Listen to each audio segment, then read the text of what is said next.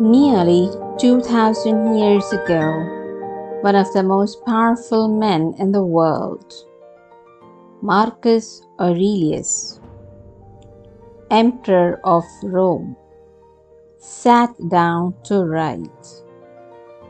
But these were not letters to his people nor instructions for his generals. They were private notes written to himself, reflections on how to live with wisdom, resilience, and purpose. Today, these writings are known as meditations, and though they were never meant for the public, they have become a guidebook for millions seeking strength in life's uncertainties. This is a modern adaptation of meditations designed for today's world. The lessons remain the same, but the language is clearer, the examples more relatable, and the wisdom easier to apply to our everyday lives. This is not just a book, it's a guide to thinking, acting, and living well. Let's begin. Chapter 1. Master your mind, control what you can. You have power over your mind, not outside events. Realize this and you will find strength. Life is unpredictable. Things happen that are beyond our control. Traffic, job losses, the actions of others. But one thing always remains in our hands: our response. Imagine two people miss the same flight.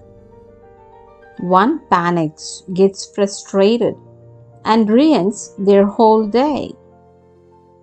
The other takes a deep breath, finds the next flight, and uses the waiting time to read or reflect. Same situation, different outcomes. Because one controlled their response.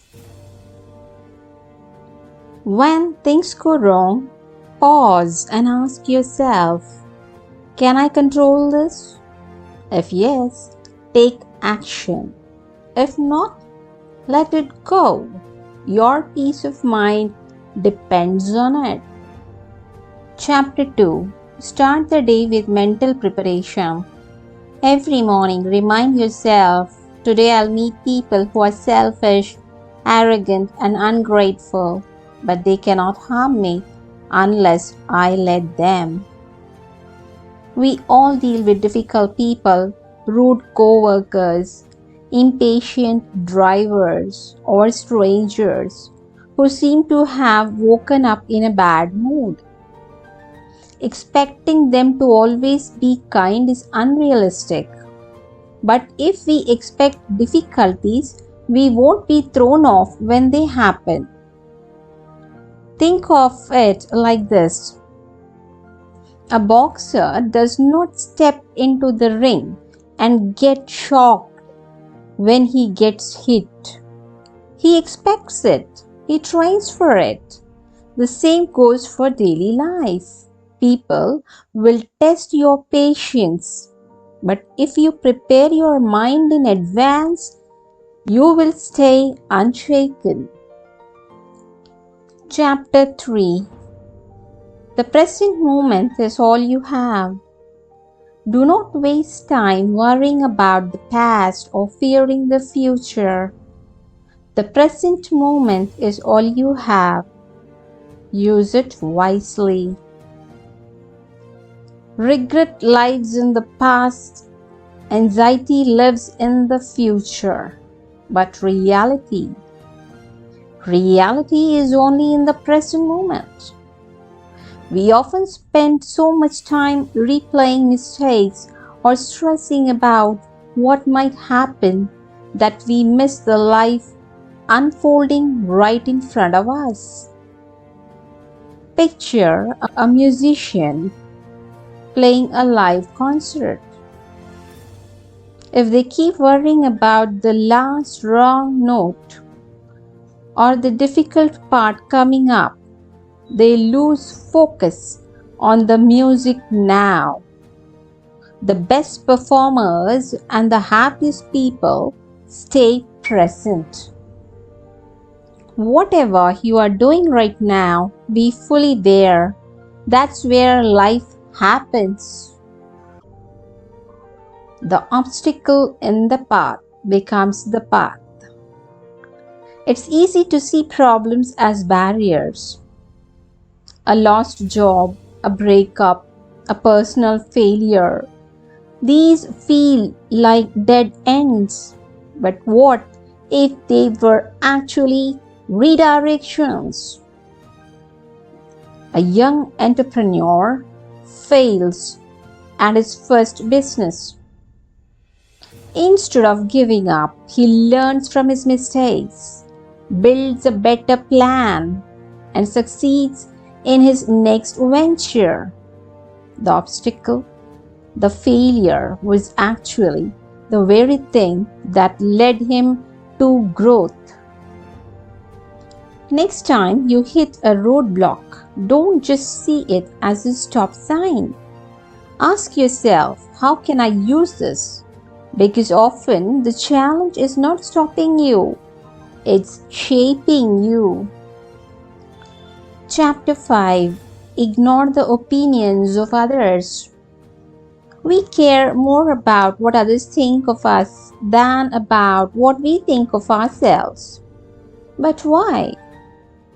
Most people spend their lives seeking approval. They hesitate before posting online, choosing careers, or speaking their minds, all because they fear judgment. But here's the truth. People are too busy worrying about themselves to think about you for long. Imagine a person afraid to dance in public because they think others will judge them. But in reality, most people are either too focused on their worries or they will forget in minutes. So, why hold back your life for fleeting opinions? Live according to your own values, not the shifting opinions of others.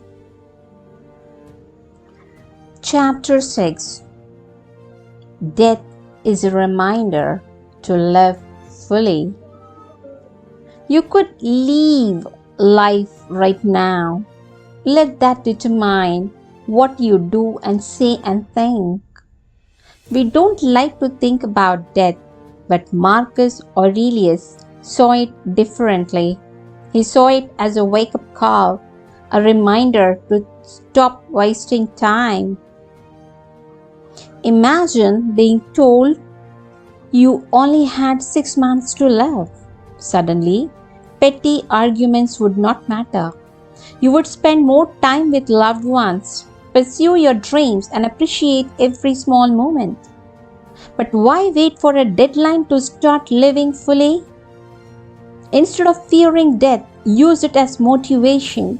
Every day is a gift. Make it count. Chapter 7. Stay humble. Fame and fortune are fleeting. Look at the tombs of great men.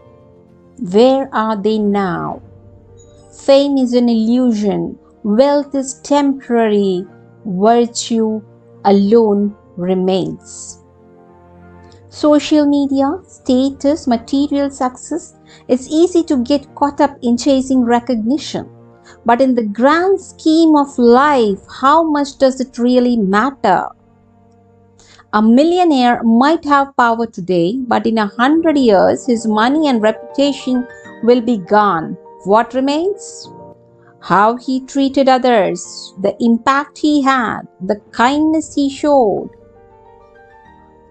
Marcus Aurelius ruled the world's greatest empire, yet he constantly reminded himself, none of this is permanent. Stay humble, stay good. Chapter 8. Simplicity is freedom. If a thing is unnecessary, let it go. The simpler the life, the freer the mind.